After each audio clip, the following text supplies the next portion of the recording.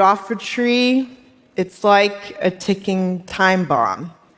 It's literally this living and breathing thing that's slowly cannibalizing its own stores of energy and nutrients, just trying to stay alive until it ultimately gets eaten by microbes or some other animal like us. Have you ever wondered why that is and what could be done about it? My journey in trying to figure that out started in the spring of 2013. I'm finishing up my postdoctoral research in chemistry at the University of Santa Barbara, California. And all that really means is I'm a huge nerd and I've been in school for way too long. And trying to figure out how to put all of that training to meaningful use. So two of my lab mates, James Rogers and Louis Perez, invite me to dinner. But it turns out to be a pitch disguised as dinner. And they opened by totally flooring me with some staggering stats. A third of the food that we produce worldwide is lost or wasted before it ever has a chance to be eaten. For fresh fruits and vegetables, that number is a half. And waste is a problem at every single step of the supply chain. From the farm, trying to get it to market in stores, restaurants, and in our homes. And it's not just a waste of the food, it's a waste of the land, water, fertilizers, labor, energy, fuel, packaging, and money out of farmers and our pockets. If global food waste was a country, it'd be the third highest emitter of greenhouse gases after China and the US. For decades all around the world, we've relied heavily on a surprisingly small number of ways to help fruits and vegetables last longer after harvest. These have gotten us a really long way, but they also have their challenges.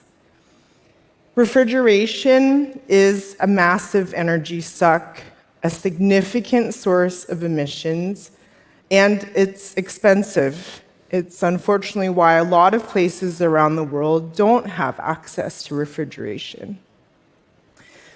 Designer pesticides aren't great for our long-term health or the environment.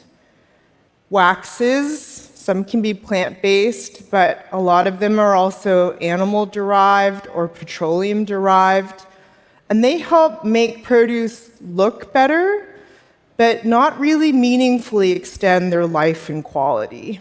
And packaging, that's just adding to our problems with single-use plastics and microplastics.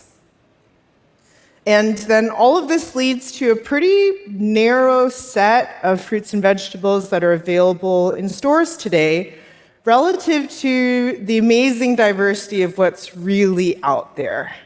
And so it's really like the categories that can survive storage and transportation that are commonly available. And those aren't always the ones that taste best or have the highest density of nutrients.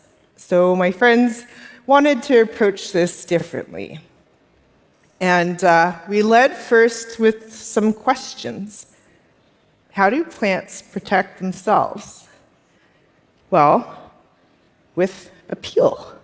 Plants, just like us, have a skin or peel, technically called the plant cuticle, and that helps to protect them from moisture loss, oxidation, and infection. And what are those peels made of? Fatty acids, glycerides, that's what's the important part. And these are ingredients found universally in all plants, in the peel, pulp, and seeds, and including in plants that we already eat. Different fruits have different shelf lives because of the thickness and arrangement of these materials in those peels. So the idea then is, can we take these harmless, edible, plant-based ingredients, apply them in a thin layer on the surface of fresh fruits and vegetables to help reinforce the existing natural peel? And if you do that, can you help to retain peak flavor, texture, and nutrients for longer without reliance on refrigeration, pesticides, waxes, or plastics? And so that's what James Liu and that's why we founded Appeal Sciences and ultimately headed to James's garage to try and figure out. We started first by partnering with this small local grower. And we tested the idea on this category you may not have heard of called finger limes. They're literally finger-shaped, and when you cut them open, the pulp is in the shape of beads like caviar. They are delicious, and they're super fragrant. But once they're picked, that grower had maybe about 7 days before their organic limes would start to dry out and the skin would start to change color. And that was even with refrigeration. So we took a test batch of material that we made using leftover tomato peels, since those are rich in these fatty acids and glycerides. We dipped those limes in a bowl of these ingredients in water and set them aside to dry. And then we waited. And we saw that we could add an extra week of freshness to these limes.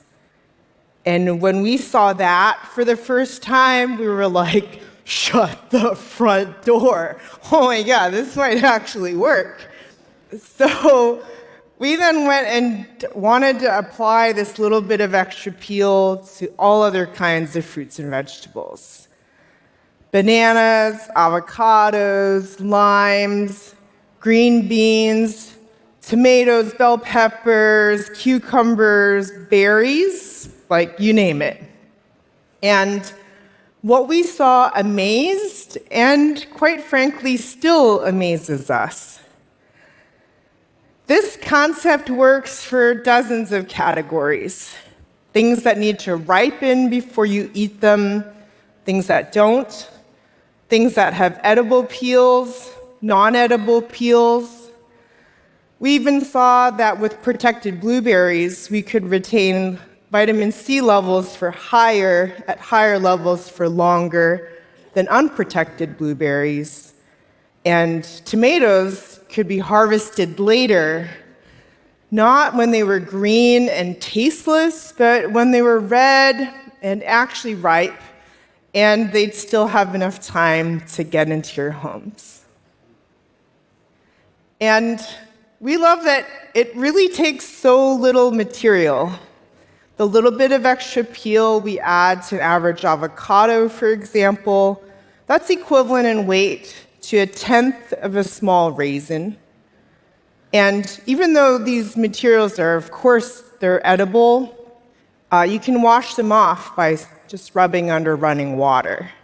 We also, the more that we learned about the fresh produce supply chain today, we realized we could integrate into how these are processed in these packing houses before they're sent to grocery stores. So thinking about replacing a standard waxing step, for example. We've made good progress since those early days in the garage. We've established a supply chain for responsibly sourced, high-purity ingredients. We've demonstrated safety and effectiveness to regulators in the US, the European Union, and more than 40 additional countries around the world. And while we're still relatively small and early in our journey, we have a presence in about 10 markets worldwide. What I'm most proud of, though, it's why we got into all of this in the first place. And That is that since 2021, when we started measuring, we've prevented 166 million pieces of produce from going to waste.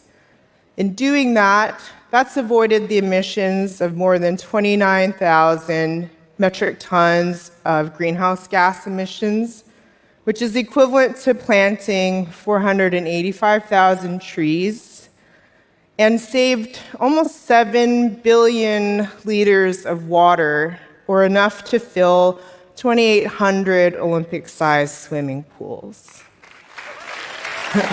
Thank you.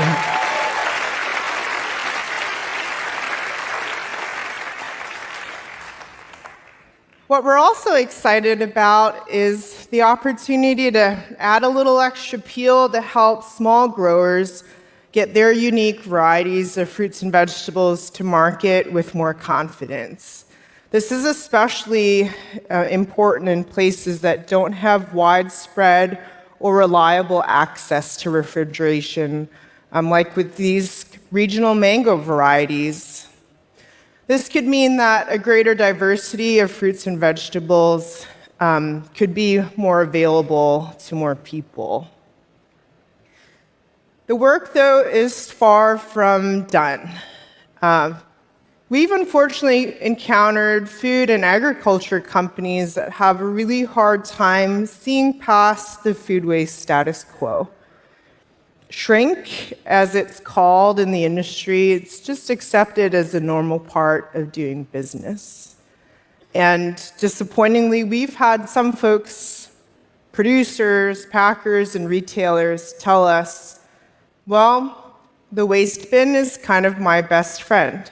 The more that people throw away, the more they have to come back and buy again. So let's just say that's not what we expected when we first approached them to talk about extending the life and quality of fresh products.